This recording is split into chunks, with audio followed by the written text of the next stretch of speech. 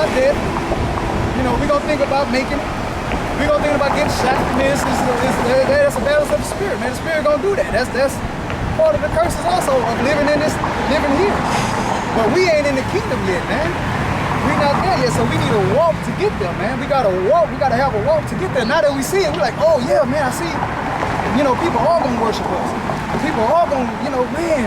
So I need to have a walk to get there, man. You got to have that mindset. I need to have a walk, man, so that I can have a possibility that I can make it. But when you having that mindset, oh man, I'm there. I'm finna start chopping heads off, man. You already live in the kingdom, man, and guess what, man? You just might mess yourself up. You're not there yet, man. John 13, verse 33. Little children, yet a little while I am with you. You shall seek me, as I said unto the Jews, whither I go, ye cannot come. So now I say to you, a new commandment I give unto you, that ye love one another, as I loved you, ye also love one another. That's it, man. That's the main thing, man. We need to have love.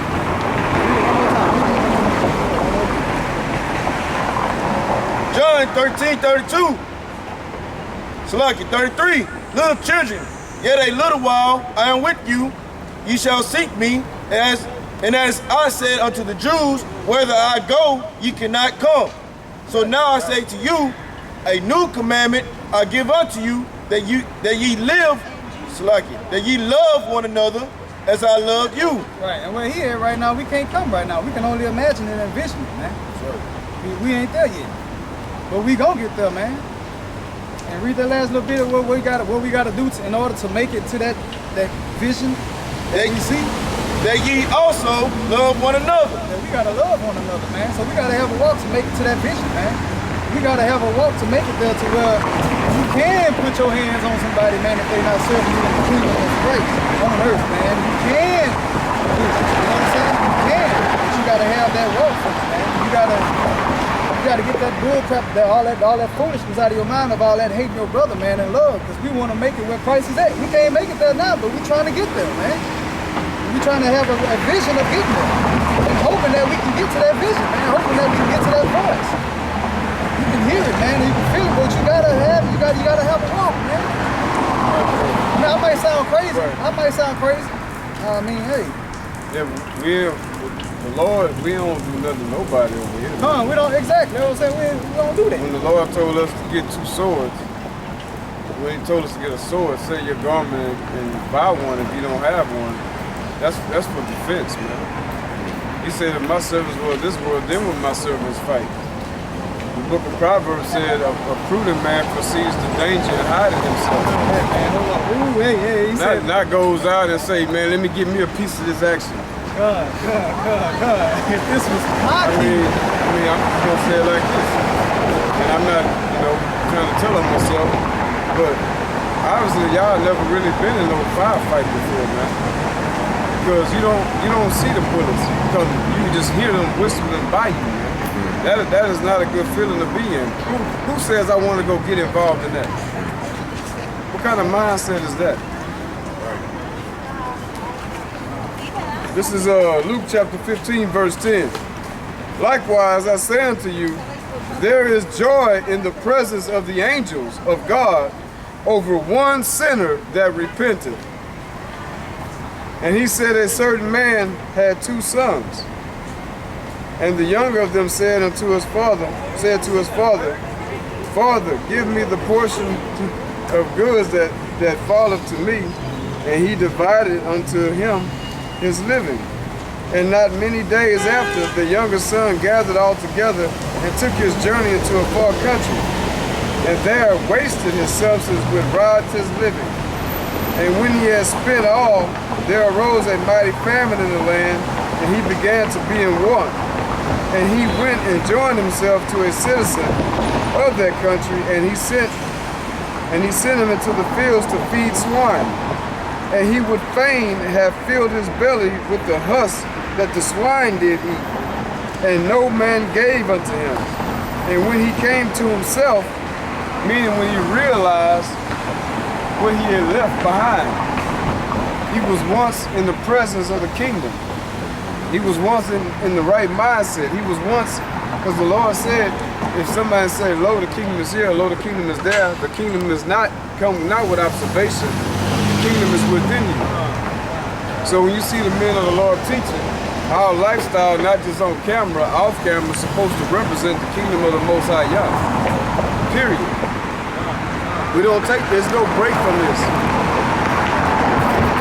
So when a man or a brother leaves off from being in the truth or in the kingdom, he goes out and makes a lot of mistakes. But the beauty of it is, it says, verse 14,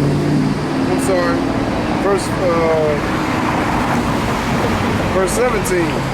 And when he came to himself, he said, how many hired servants of my father's have bread enough to spare, and I perish with hunger? Dang. He realized, I'm tripping. I need to go back. But some of you guys say, no, you ain't coming back. Well, you once tasted of it. No, man, the Gospels is what you taste of and you can't return back to. Not learning the prophecies of America. So you mean I can turn the Dabu 7 channel and learn that Russia and China joined together for World War III, and I decide I'm gonna go follow Alex Jones the next day. I'm not the kingdom because I follow Dabu 7. You got white guys teaching the prophecies on YouTube, man. They're saying exactly what we're saying, but they're not putting them with the scriptures. Right. So the prophecies are a part of it. Just a part of it. There are other parts of it. It's when you taste of Yahweh Shai, who the world calls Jesus Christ. Once you taste that drink of his cup and eat of his bread, and you decide that you didn't want that, now you ain't returning. It's impossible for you to return. And I can tell just by looking at the spirit. I've been watching things since 2011.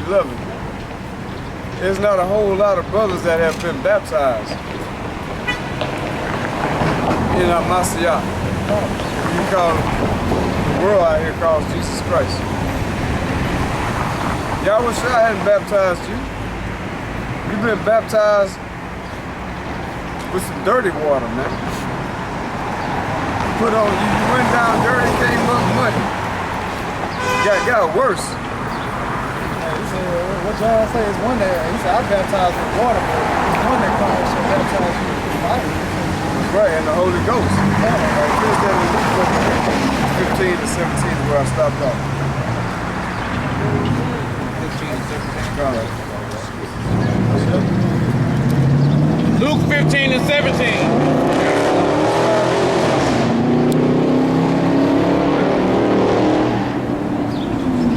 And when he came to himself, he said, how many hired servants of my father's have bread enough to spare, and I perish with hunger? I will arise and go to my father. You gotta go back. You gotta go back to the truth, man. You gotta go, but Yahweh Shai is the head. And in this parable, his father was the head of the household. But in this spiritual house, the cornerstone is set at head, man. Which some of you builders have set at naught. Read out. Because we're all building, but you can't build without the cornerstone, man. That's the foundation we're laying. Cornerstone first, then us. Go ahead. We're the lively stones, he's the cornerstone. Go ahead. I will arise and go to my father, and will say unto him, Father, I have sinned against heaven, and before thee. I am no more worthy to be called thy son. Make me as one of thy hired servants. And he arose and came to his father. He humbled himself. He didn't come back, yeah, man, I know I left the truth, I know I was tripping, but hey, watch out, I still got my knowledge. No, he came back and humbled himself. He didn't come back and say, hey, I'm my father's son, y'all the servants. No, he said, man, what? Read that again. I am no more worthy to be called thy son. He said, man, don't even call me your son. Because I went out and did real foolish. I went out, and after I began to wake up with the knowledge of the scriptures, understanding that I'm an Israelite, understanding that Christmas is evil, Halloween is evil, Easter and so forth. Talk about the Easter bunnies, not talk about the Passover. And as you begin to learn, man, because the elders of vapor teaching, a lot of good teachers that's out there, man. Breaking down the Edom and Roman Empire and the Greek Empire. And you learn these things. And you decide, you know what? The world ain't come to an end in the year 2000. I'm going back into the world. I'm going to spend some time with my wife and kids. Now you're making excuses. Because you got to love the Father first, man. You love them less. You still do for them because you provide for your household. But you got to do this work and you got to increase, man. You got to grow thereby. Go ahead. I am no more worthy to be called thy son. Make me as one of thy hired servants. And he arose and came to his father. Right, be a servant, man. That's why Yahweh said when he heard the disciples murmuring amongst themselves, he said, what's going on here? They ain't none of them want to answer. And he said, okay, I already know what's going on. If you want to be the greatest, seek to be the least. Matter of fact, y'all sit down, I'm going to start washing y'all feet. Peter said, no, Lord, you ain't going to wash my feet. And he said, Peter, if you don't sit down and I wash your feet, you can't even be a partaker of this. And Peter snapped to his senses like he just did the prodigal son and said, well, wash my feet, my arms, my whole body, Lord. That's how you're supposed to have a spirit for this truth, to be under Yahweh Shai Mashiach, man, and follow what was written. Stay on that straight and narrow path, man. Don't deviate to the left or to the right. It's a deep water on one side and a fire on the other. And you can't expect a brother to always be there for you, to congratulate you and to cheerlead you on to the kingdom. You have to be a man, a soldier, be able to walk that path on your own, because only one man can pass that, one at a time. I tell you, that's bad. It's good. You see it. You see it. Now you gotta have a way to get there, man. You gotta find the right way to get there. That's it. You see it all. But we're in a world full of darkness. Who is the light of the world that gives you a light to see the path in front of you in darkness? He said he's the way and the light. Yahushua said he's the way and the light. So that path is Yahushua. Yahushua is spoken of in the volume of the book. The good and the bad.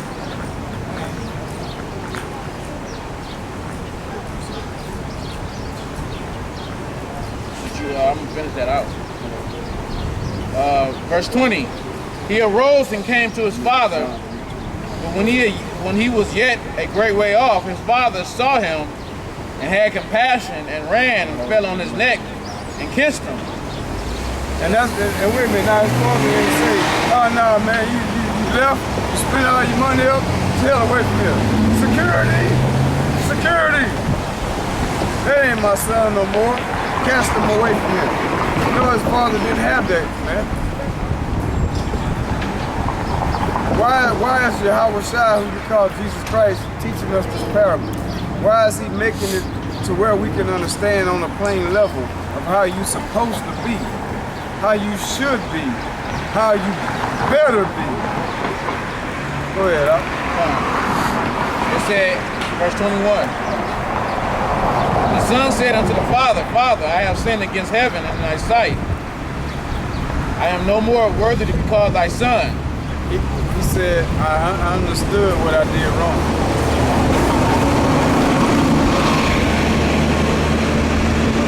He didn't pretend as though nothing ever happened. Let's just sweep it under the rug, whistling in the sky. No, he acknowledged his wrong. Y'all go ahead. He acknowledged what he did wrong.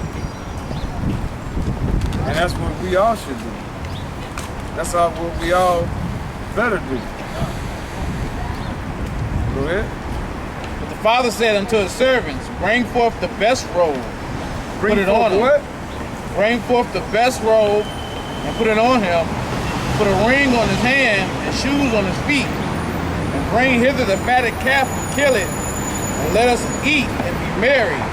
For my son was dead and is alive again. And he's alive again. It's time to have a party. Right. He was